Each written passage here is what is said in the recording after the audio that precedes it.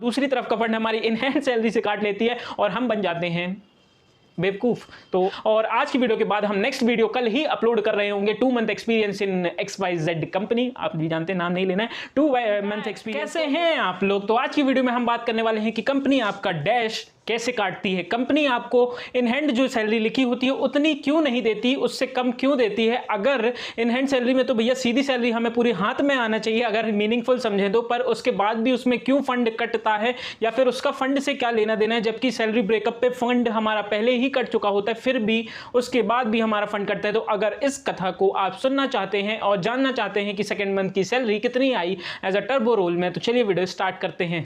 So hey guys, this is Anurag and welcome back to Geeks 2.0। तो आज की video फिर से एक स्पेशल टॉपिक पे। आज की वीडियो में हम ये एक पर्टिकुलर कंपनी के बारे में नहीं बात कर रहे होंगे। मोस्टली जितनी भी आईटी कंपनीज है सब ऐसे ही करती हैं कि सैलरी ब्रेकअप पे इन हैंड सैलरी कुछ और दिखा रही होती है, लाइक XYZ अमाउंट, और उसके बाद हमें मिलती कुछ और है। ऐसे ही मैंने अपनी सेकेंड मंथ की भी सैलरी रिसीव करी जो कि इन हैंड सैलरी कुछ और थी और मिली मुझे कुछ और। तो आज की वीडियो में डिटेल्ड बात करने वाले हैं कि भैया ऐसा क्यों होता है और किस कारण से ये होता है। तो चलते हैं व्हाइट बोर्ड पे और आपको समझाने की कोशिश करते हैं। तो आपने एक चीज नहीं करी होगी तो भाई वो क्या, लाइक एंड सब्सक्राइब जरूर कर देना। हाँ गाइस, एक चीज और मैं भूल गया था, कि भैया सेकंड मंथ की एक्सपीरियंस की भी वीडियो आने वाली है, तो सब्सक्राइब नहीं किए हो तो वो सब्सक्राइब जरूर कर लेना, उसको लाल पीला हरा नीला कर ही लेना। और नेक्स्ट ही वीडियो आने वाली है 2 मंथ एक्सपीरियंस के। अभी आप एंजॉय करिए सेकंड मंथ सैलरी। मैं आपसे नॉर्मल सा फंडा पूछूं कि भैया PF के बारे में आप क्या जानते हैं, प्रोविडेंट फंड जो होता है उसके बारे में क्या जानते हैं। आप बोलेंगे अनुराग भाई कुछ नहीं जानते हैं, या फिर जानते भी होंगे तो कुछ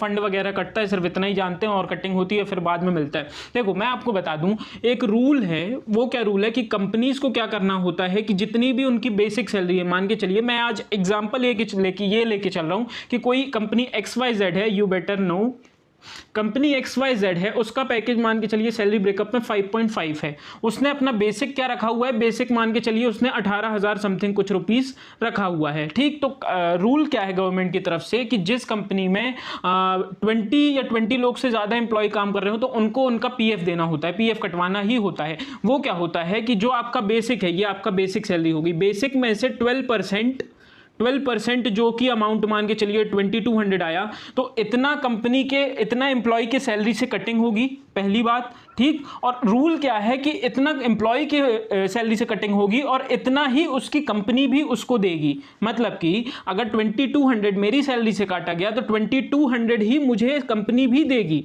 मतलब जब प्रोविडेंट फंड में, मान के चलिए मेरा नंबर है प्रोविडेंट फंड का, जब इसमें प्रोविडेंट फंड में मेरा फंड ऐड होगा, पहला 2200 तो मेरा तब होगा जो मेरी सैलरी से कट रहा होगा, दूसरा 2200 कब ऐड होगा, जो कंपनी दे रही होगी। ठीक, जैसे गवर्नमेंट वगैरह में क्या होता है, गवर्नमेंट देती है, पर आपको बेवकूफ कंपनी कब बनाती है, स्कैम आपके साथ कब खेल जाती है। आपने देखा होगा सैलरी ब्रेकअप में, दिखा देता हूं यहां पे, आप देखिए सैलरी ब्रेकअप पे इन्होंने पहले ही 2200 फंड काट चुका है, 2200 फंड काट चुका है और सीधा सीधा हमें 39 कुछ करके, या 4, अगर हम नॉर्मली से किसी भी कंपनी की बात करें जिसका 5.5 पैकेज है तो 39 करके कुछ हमें XYXXX ये हमारी आनी चाहिए सैलरी।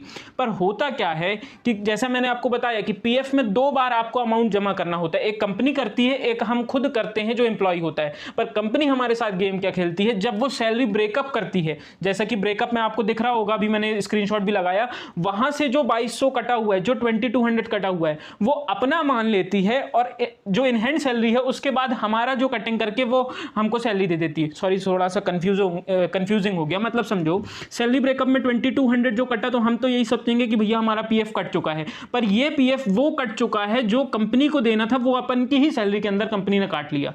मतलब देख रहे हो स्कैम कैसा कर रही है कंपनी। मतलब उसको क्या करना चाहिए कि भैया एक बार PF काट लिया तो हमको जितनी इन हैंड मिली वो मिल जानी चाहिए, पर कंपनी ये नहीं करती। कंपनी क्या करती है कि जो सैलरी ब्रेकअप में पहले ही काटा हुआ है वो कंपनी अपनी तरफ से दे देती है, मान के लेती है कि भैया हमने दिया, और दूसरा इन हैंड सैलरी के बाद भी आपका फंड काट लिया जाता है। तब आपको अब समझ में आ रहा होगा कि क्यों इन हैंड सैलरी से कम अमाउंट आता है, क्योंकि इन हैंड 39 के बाद भी कोई भी कंपनी XYZ जिसका 5.5 पैकेज है, 39 अगर इन हैंड सैलरी है तो वो 22 2200 फिर काट लेगी और फिर आपको 37 कुछ अमाउंट दे रही होगी। ठीक, तो है आपको अब पता लग गया होगा कि मुझे सैलरी कितनी रिसीव्ड हुई होगी। और मैं बात कर लूं एलाइट की, चाहे जितने भी दूसरे कंपनीज हैं भैया, सबको सैलरी स्ट्रक्चर ऐसा ही मिलता है। आज अपन समझाने के मूड में इतना सारा नहीं थे, आपको देखिए नॉर्मल सी मैं बात बता दिया, जैसे कि भैया बेसिक का 12% कंपनीज को जमा करना होता है, इसलिए आपने ऑफर लेटर में हमेशा देखा होगा कि बेसिक हमेशा ही कम अमाउंट रहती है, बोनस वगैरह ज्यादा रहते हैं, क्योंकि सरकार का जो गवर्नमेंट का नियम है कि भाई आपको बेसिक में से ही 12% देना, इसलिए कंपनी हमेशा बेसिक कम करके रखती है। अगर 20 to 50,000 अगर सिर्फ बेसिक ही दे देगी तो उनको 12% बहुत सारा अमाउंट देना पड़ेगा, इसलिए कंपनी कम करके हमेशा रखती है। और अब आपको ये समझ में आ गया होगा कि कोई भी कंपनी इन हैंड सैलरी से कम क्यों देती है, इसलिए ही देती है क्योंकि वो फंड अपनी तरफ का फंड ब्रेकअप में काट लेती है, सैलरी ब्रेकअप में, और दूसरी तरफ का फंड हमारी इन हैंड सैलरी से काट लेती है और हम बन जाते हैं बेवकूफ। तो अब क्या करें, ऐसा कुछ भी नहीं किया जा सकता है क्योंकि हर कंपनी यही कर रही होती है, एमएनसी तो कर ही रही होती है, हम इसमें कुछ नहीं कर सकते। अब आपको समझ में आ गया होगा कि मेरे को in hand salary second month में कितनी मिली। सेकंड मंथ की आप कमेंट्स में पूछेंगे तो मैं एग्जैक्ट बता भी दूंगा, डिस्क्रिप्शन में भी शॉर्ट फॉर्म पे लिख दूंगा, छोटा सा मैथ कैलकुलेशन होगा, वो करके आप निकाल सकते हैं कितनी एग्जैक्ट मिली होगी। और आज की वीडियो के बाद हम नेक्स्ट वीडियो कल ही अपलोड कर रहे होंगे, 2 month experience in XYZ company, आप भी जानते हैं नाम नहीं लेना है, 2 मंथ एक्सपीरियंस, तो उसके बारे में बहुत अच्छे से आपको क्लियर बताया जाएगा। एक आएगी विदाउट प्रोजेक्ट के भी बेसिस पे 2 मंथ कैसे निकले और प्रोजेक्ट पे बेसिस पे 2 मंथ कैसे निकले। तो बस आज की वीडियो बस यहीं खत्म करते हैं। अगर आपने अभी तक शेयर नहीं किया अपने वेबरॉइड फ्रेंड के साथ तो बस आज की वीडियो ऐसी शेयर करते जाना और सब्सक्राइब तो लाल पीला हरा नीला कर दो भाई। और बस